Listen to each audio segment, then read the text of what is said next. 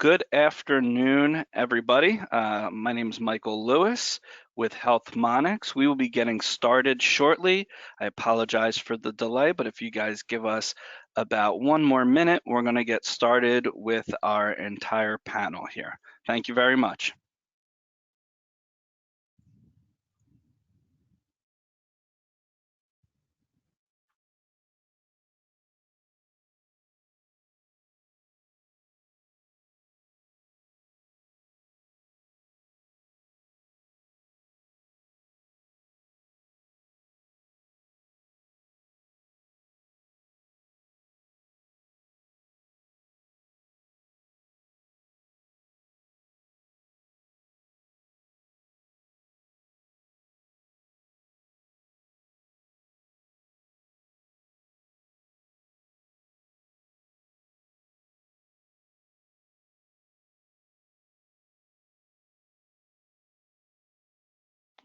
All right, thank you very much. I appreciate your patience while we get this party started.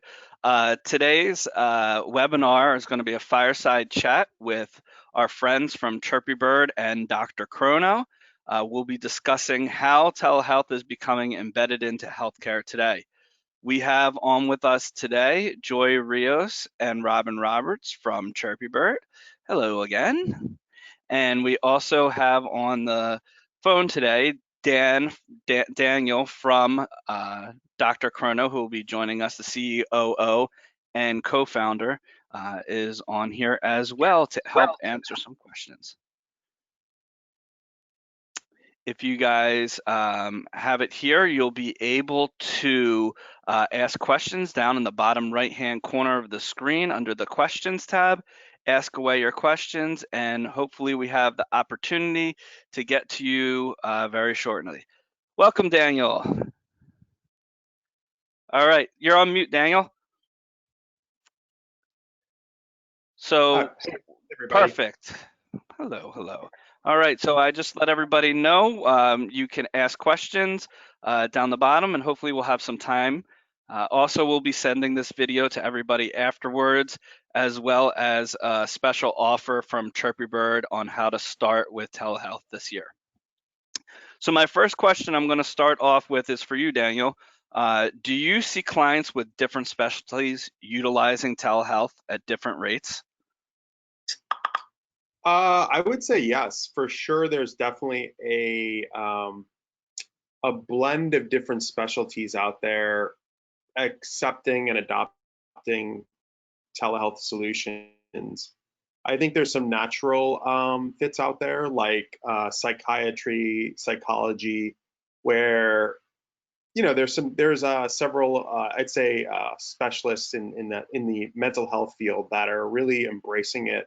But it's really because of the virus that's happened. It really pushed every provider out there instantaneously to really think about how do they kind of modernize their practice within honestly within like a month. They were every provider we had was basically kind of thinking how do they modernize their practice where a patient can actually engage with them without a physical office. So it's an interesting time for sure.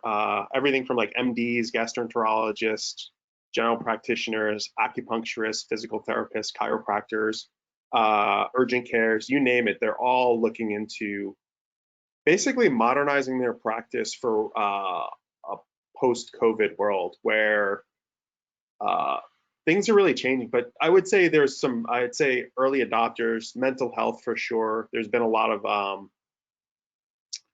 users in that space, and there are other spaces that have been early adopters as well. But now acupuncturists, physical therapists, they have to kind of figure out ways to operate. Say a patient has COVID, right? What do you do?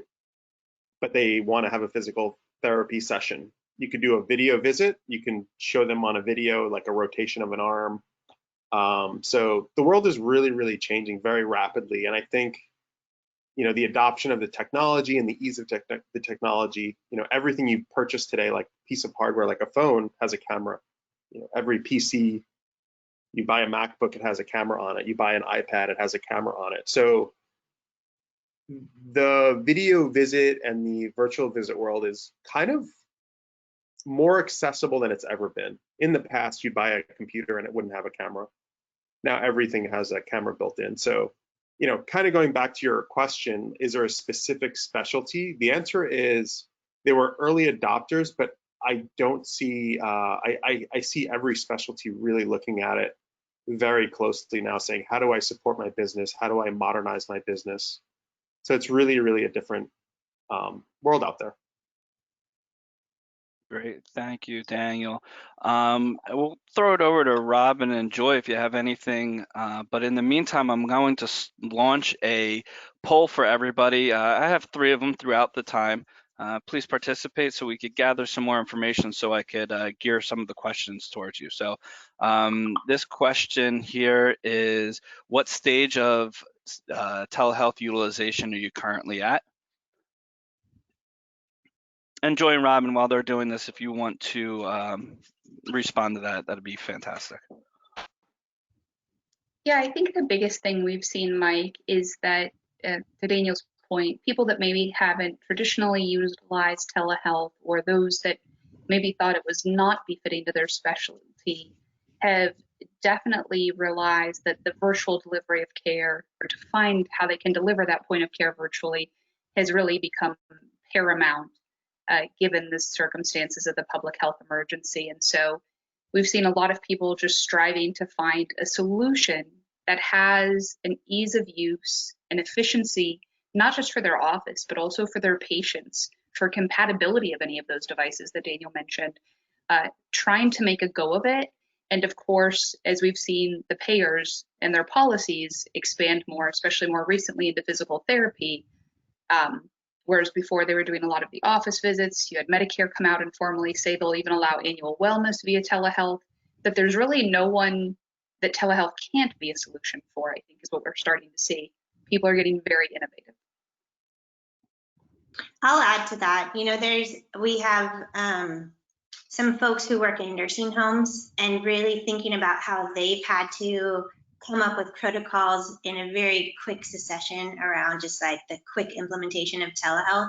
Hearing their feedback on how some of the residents and patients have been handling it, and looking at the protocols that they've had to put in place to make sure that the iPads that they're essentially passing around to different residents remains clean, and it's just talk about a really quick implementation. It has been really, we use the word and hear the word unprecedented a lot these days, but it really has been.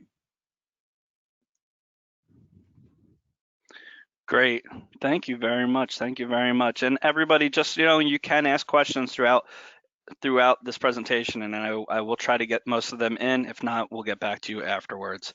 All right, thank you. So this one is for Joy. We're going to start with, what impact do you see telehealth having on the MIPS program moving forward?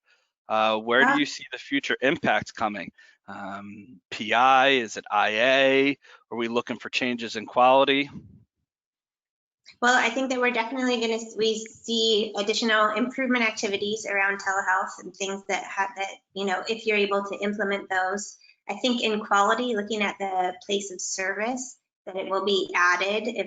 If you have quality measures, they will likely get updated, where the place of service will include telehealth, whereas in many before they've either been excluded.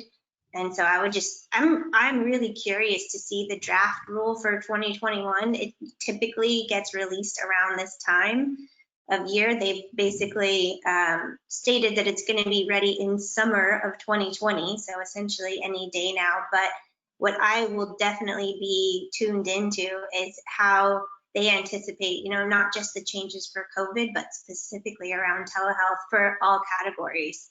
I'm not sure how much the promoting interoperability category would be changed, but I would really be tuned in specifically for quality and for IA. All right, terrific. Daniel or Robin, anything on that topic? Cool. All right. So just wanted to share with you the results of our poll from a couple minutes ago of what stage it looks like most people have implemented a telehealth product inside their their practice. However, they're not maximizing the use of it. They are, that's almost half of the population. So that's kind of where we thought people are right now is, a lot of things were kind of thrown together last minute cause of COVID, and they're now starting to look to implement something better in their practice. And that's kind of where we are, what we're hearing at least. All right, Daniel, this one's for you. How has telehealth utilization changed in the past few weeks as more offices are starting to reopen?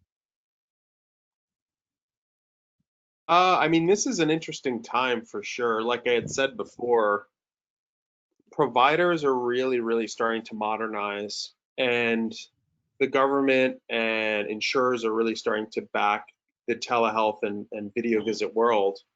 It for sure is a new era. We've seen really exponential growth from the provider side over the last several months. And it's been phenomenal growth in the sense that providers are adopting technology really quickly to kind of adopt and work within their new practice, and the way that the world is working. It's really tough to say if it will go ever back to normal, right? As doctors are providing video visits and as they're looking at these solutions and as they're opening their minds to, I can actually see a patient through a video visit, we're not seeing like immediate drop off. We're seeing still steady growth as providers are really adopting the technology. Again, because of COVID, it definitely has created a forcing mechanism for the provider world where they are seeing patients in a virtual world. Now, will ever things go back to the way they were? I would say no. I would say there's going to always be that in the back of every provider and every practice's mind. How do we have a alternate solution to the physical visit? Now, the way that I think about it is providers always get paid for that in-person visit, so that'll never go away. But will we see like an immediate drop off? The answer is probably no. I think things are going to change, and it's going to be a different world post-COVID. And say there's a vaccine, the world is still going to look at video visits as a convenient way to take care of patients. But the answer is I haven't seen the drop off that maybe some people are expecting. We've seen actually mass adoption, and I think as time goes on, more and more providers are going to be adopting technology for video visits. But it's been really interesting to see that it's basically been an exponential growth chart in DrChrono with the number of providers just seeing patients virtually. Mike, I think the one thing we've seen in the context of reopening, to just add to what Daniel said, is there's a realization for the sustained need of this technology alongside with the willingness to do in-person visits for various patients. And so, the convenience of telehealth is undeniable. During the public health emergency, of course, those benefits are obvious. But I think what we've seen is people trying to dual track two workflows, two schedules to sustain that work. And the other thing we've gotten a lot of questions about lately is how they can optimize other tools like the e-visit digital codes and other healthcare codes. Now that they have adopted this, what else can they do with it? And really over the years, CMS and so many other payers have really expanded the use of digital delivery of care in so many regards. They're paying for it. It's just knowing the rules of the road and how to leverage it. But the people that were early adopters that have really finessed and tweaked their workflow for telehealth and are going forward with it, the questions we're starting to get from some of our early adopters are really next level things on how they optimize digital delivery of care and are still reimbursed for their efforts. Because as people sit home as a captive audience or still remain cautious about going back out so openly or widely, they've now know that there is a charge for these type of visits like there always has been, and this type of communication and this type of interaction. So I think they're smart even from a business perspective to be optimizing on these tools and resources now. Great. Thank you so much. Appreciate the answers, guys, and on all this intellect that you're sharing with our friends here during the webinar. I'm going to launch another poll right now. Do you plan on utilizing telehealth when this pandemic is over? While they're answering that question, I want to ask Robin. We'll throw it back to you. We had a webinar attendee ask a question here. They have a nurse practitioner located in different state than where they are servicing. How can they hire that person to provide telehealth services in their state? If they are licensed in that state and meeting those credentialing requirements, the short answer there would be yes. So look at your plan contract, but more importantly, the credentialing and licensing of that provider. And yes, it is possible for them to work in the other state as long as they're meeting those licensing requirements and guidelines of the home state in question. That's a great question. Great, thank you very much. And I'm about to close this poll out, so if everybody can get their answers in right now. Currently, so the choices were not at all, when requested or needed, somewhat, and fully embracing. It looks like most, 50% are between fully embracing and another big chunk when requested or needed. So that's good to know as we move forward, because why would looking at embracing a program now if you don't plan on keeping it moving forward, and maybe there is some easier guides for that. So thank you for that. Let's go to Joy. Joy, what are the benefits of measures that do or do not include telehealth? Well, I mean, especially this year and during this time, if it's something that you're utilizing and plan on maintaining, you certainly would want to be getting credit for some of the work that you're doing in terms of MIPS and quality. I think that especially this year, a lot of people's patient volume has gone down. And so one of the intricacies of the MIPS program, and specifically around the quality category, is needing to have a minimum denominator number of like at least a certain number of patients who actually qualify for those measures that you're going to be submitting on. And we've seen some trends from people who, based on measures that they've been reporting in the past compared to this year, where their measures before, they had plenty of patients that met that denominator criteria, that this year they haven't met it yet. And that limits the number of points that can be assigned for those quality measures. So if you do have a larger volume of telehealth telehealth visits that can qualify for the measures that you're reporting, then that would automatically, or at least in theory, open up additional points that are available to you. Is there anything else that you can think of, Robin, that I'm missing about that? But that's what initially comes to mind. No, I think the one thing I would point out is, CMS came out the other week. They said if you are significantly impacted by COVID, you could put in an application. And anecdotally, we have seen that a drop off in volume is not reason for approval. CMS doesn't really care if you have 20 patients or 20,000 patients, you're still kind of on the hook. So I think all the more reason to do what you're talking about, Joy. All right, terrific. Thank you very much, Robin. Appreciate it. Give me 1 second while we get to the next question here. I'm going to throw it over to Robin real quick. What is the best way to collect the data through telehealth? So we could stick to the MIPS measures here and discuss that for a minute, but if you want to elaborate on how do you take that information directly from your telehealth visit and implement it into your EHR or chart or whatever you are working with? Just like mimicking the in-person visit, whether if your nursing staff or medical assistant is still participating in the triage process and they were previously asking those questions and they're still part of your telehealth workflow, they could do it. Otherwise, we're looking to still capture that information at point of care.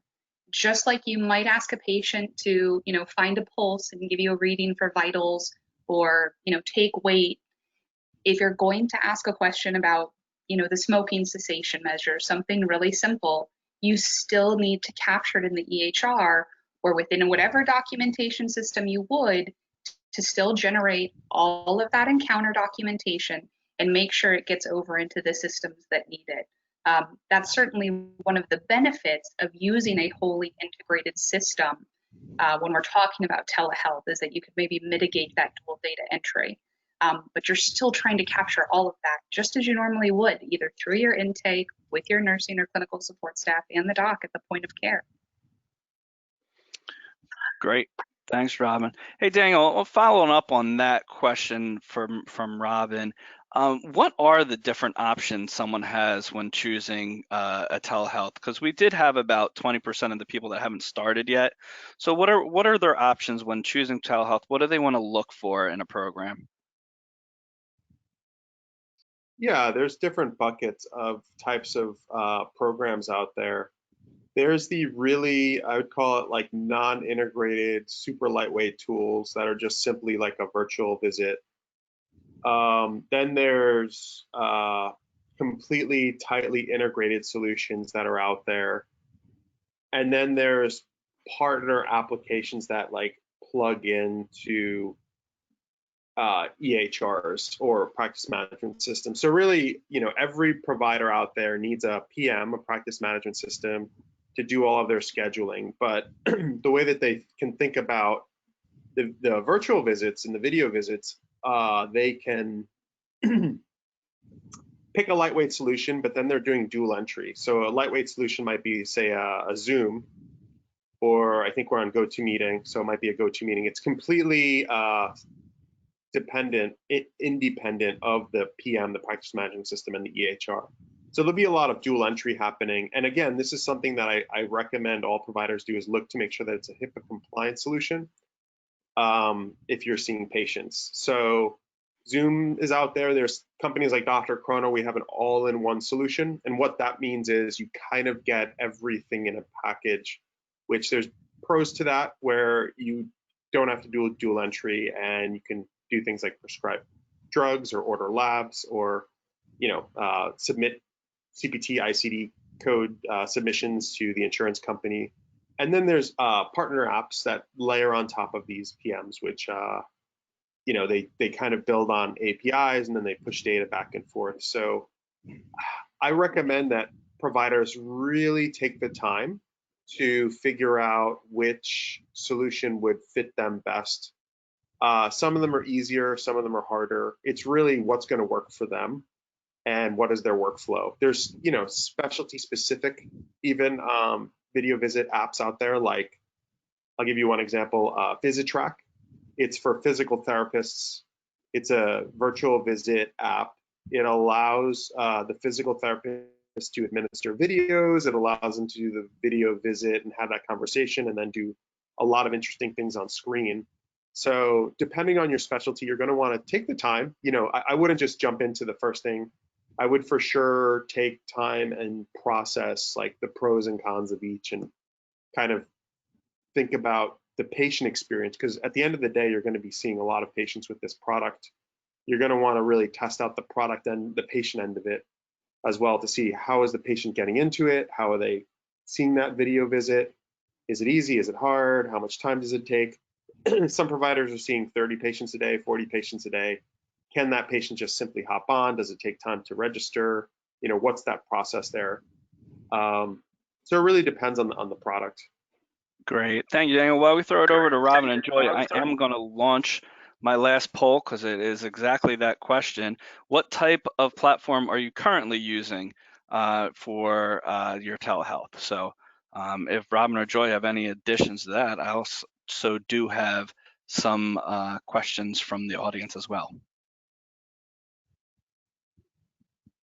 I think all of Daniel's considerations are so important. One of the things that I would add to that is just that when you're doing telehealth, it does require patient consent. There are some state specifics that may apply to you. And if that is the case, you may really want to consider how easy that process is or is not in the tool that you're using. And you also heard Daniel mention HIPAA compliant. Earlier this year, towards the earlier part of the public health emergency, we saw the Office of Inspector General, or OIG, say that they were kind of going to hold people harmless for certain social media or third-party applications that may not have offered that HIPAA component.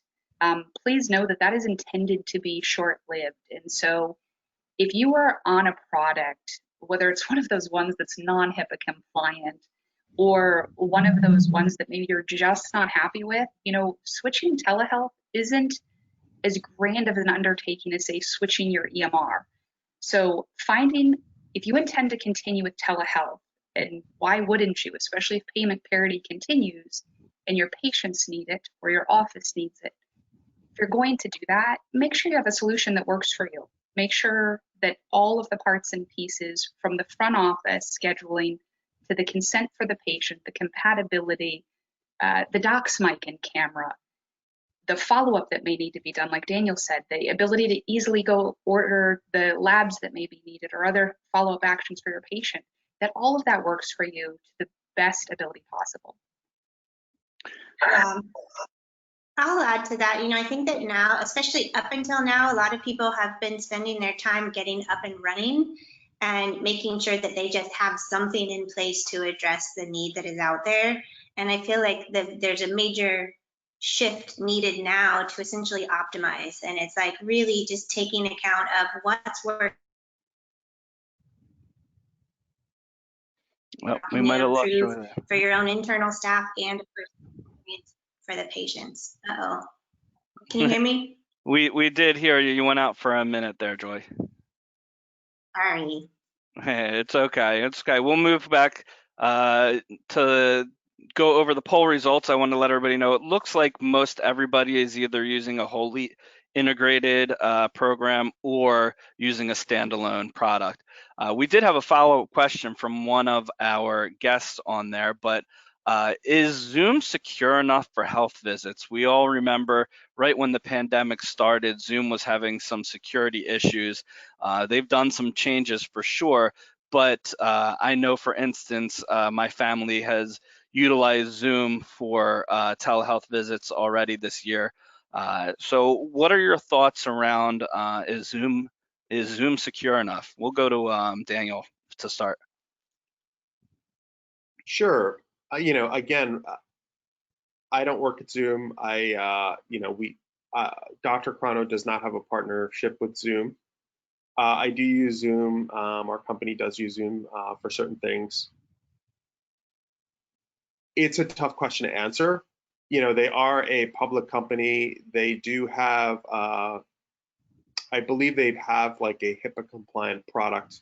Now, again, with all of these products, there are possible vulnerabilities, and you're really going to want to look at the product and the company and see how they are protecting the patient and that video visit. There's certain questions to ask here, like, do they store the video visit? Is it a stored video visit? Do they not save that video visit? Ask them how that is streamed. Ask them about their security protocols. Now, Zoom in particular, I would definitely look at the company, see what they're promising, see what you're signing. If you do sign up with like a HIPAA compliant product with them, see how they protect their customers. Because say there is another security issue that comes up, say that hackers start doing something or something happens or there's a compromise.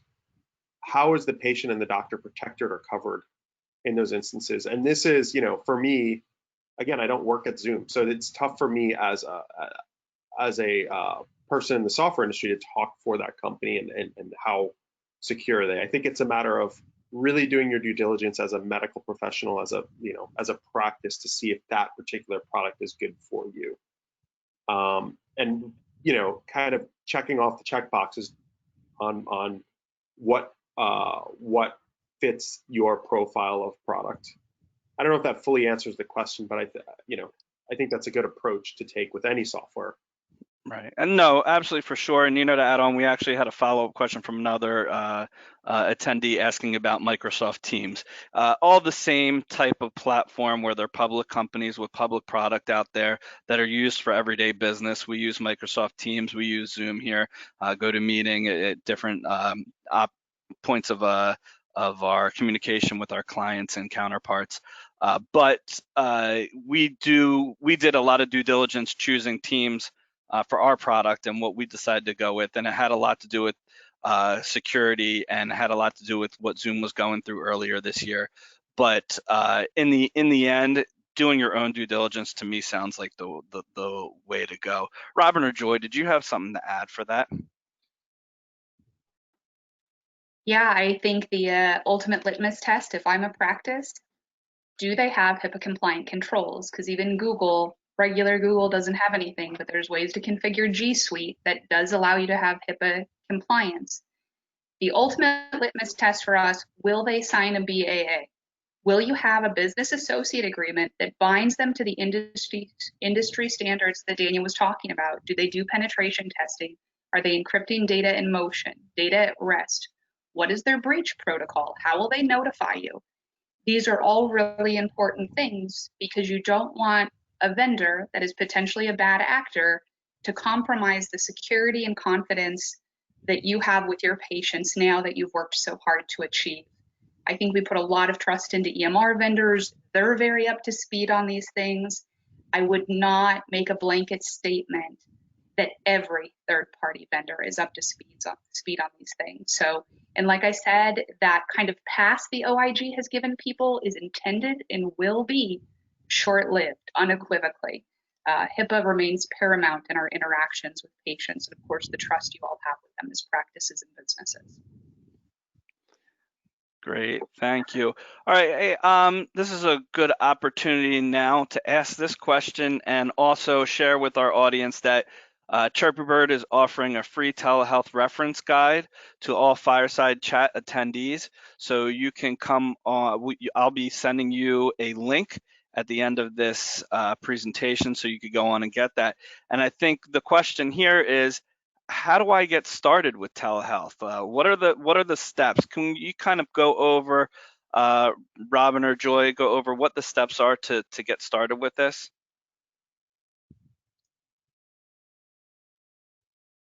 Oh, you're on mute, Joy. Yeah, no, I think that You're good. my thing is slow, so I'm gonna let you go, Robin. First and foremost, vet several different vendors. Don't just go with one. Don't just sign up and work with Doximity because the guy down the street is doing it.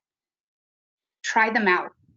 Get on a call, do a demo. Most of these for telehealth are relatively short and sweet.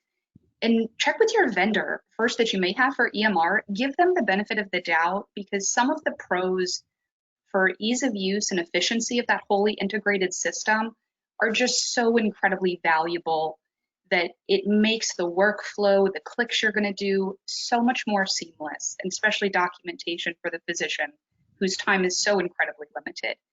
So I would do that. Make sure you know the details of patient consent for your state for sure. One thing we often see overlooked, it seems so obvious, is that in your schedule, do you have a telehealth visit? And what types of telehealth visits do you need? Is it a follow-up? Is it for a new patient? Is it for annual wellness? Is it for physical therapy? Whatever's going on. How do we denote that even at a front office level? And then the workflow. Practice. Use the people in the practice as guinea pigs, if you will, to go through the process. Have somebody pick up their phone, an Android, an iPhone, all of the different devices. Don't assume everyone has an iPhone because trust me, your patients do not. Make sure you have compatibility and just practice, practice, practice before you roll this out. And the one thing I think you'll find in our reference guide, telehealth billing requirements, the place of service, payer-specific modifiers. No one wants to do a lot of work and not get reimbursed. Make sure you know those details. Great. Thank you. So let's hop on to another question here so we can get through them and get everybody back to their day. Daniel, what other changes have been necessitated by COVID-19? Did you see during as the pandemic has easing? What other changes have you seen? I mean, there's definitely been a change where there's been a lot of changes in the world. I think one is, I was talking to a pop-up clinic. So there's this concept now of like a pop-up clinic to do rapid testing, mass testing for people.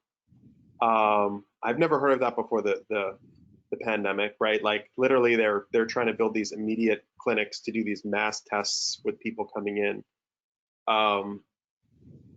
It's definitely a interesting new world with that, right? So like I think I've driven by maybe one or two of these where they just literally build a clinic and these cars are coming. Another change that I kind of see happening is the IoT and the world of IoT, the Internet of Things is what they call it. It's these connected devices. I'm wearing an Apple Watch.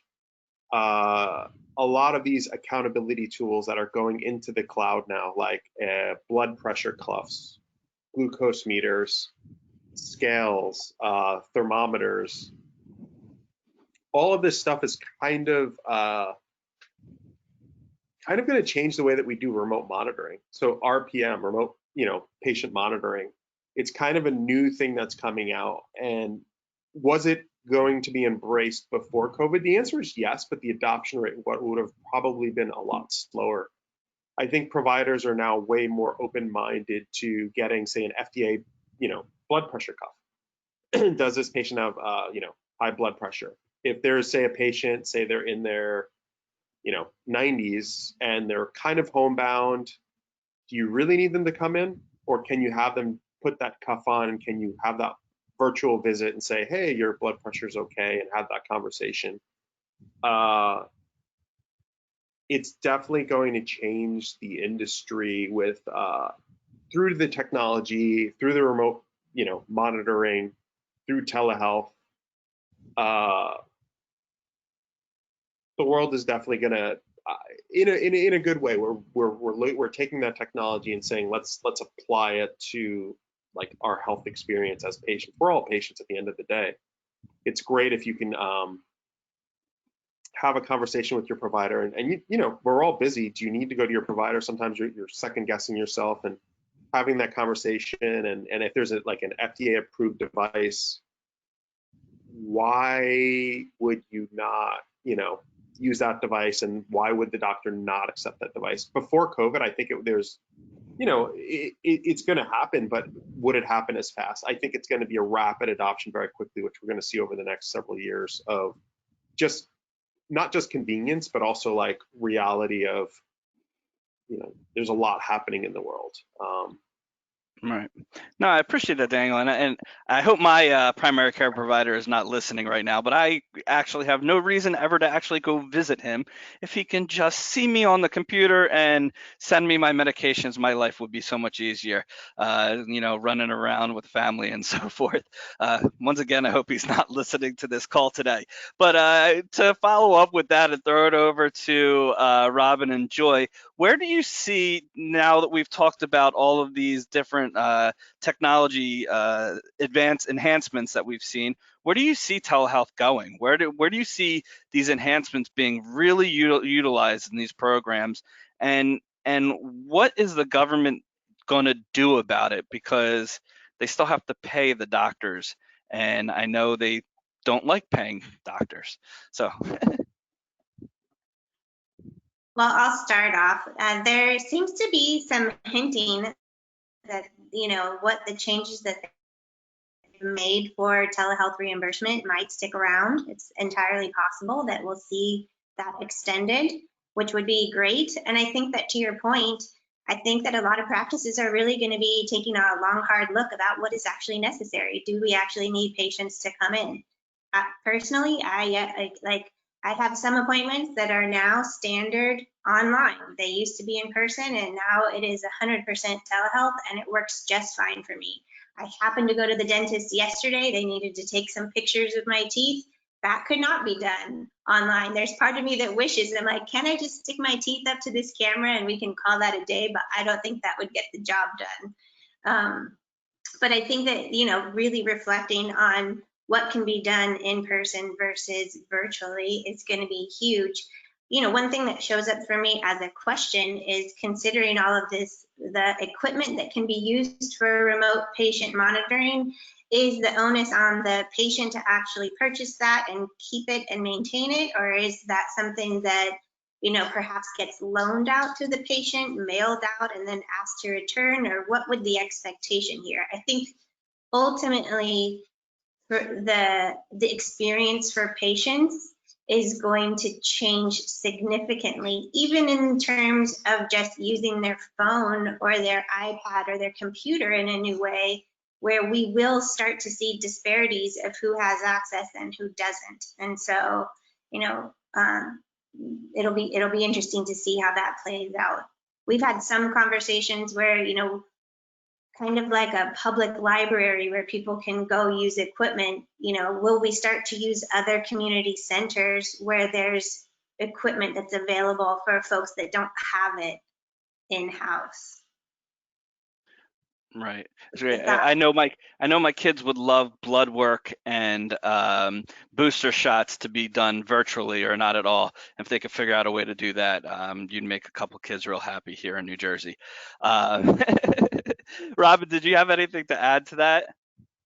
No, I think with the expansion of remote patient monitoring, not just the FDA devices, but the new adoption of so many cellular scales, things that are connecting to these things we've been walking around with so long, that COVID has done more in 6 or 7 months for digital health than, as far as advancement, than the last 6 or 7 years, and adoption especially. And so I think those pop-up clinics, the drive-through clinics, I think they're going to continue. I think you're going to see more of them. We already see major health systems getting really good at this, right? Meeting a need and pivoting very quickly.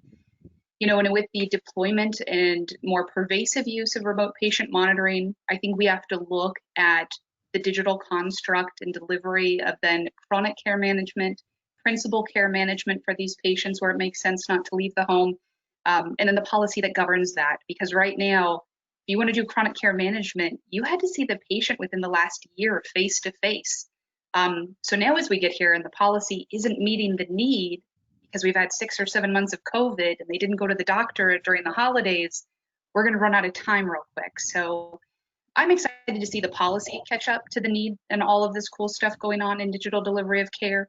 And for mostly well patients, I think even the way people view the emergency department is going to shift, hopefully for the better. But yeah, there's definitely a lot of evolution coming, and no doubt what we've experienced in the last probably 90 to 120 days is probably just the first iteration of many to come. Great.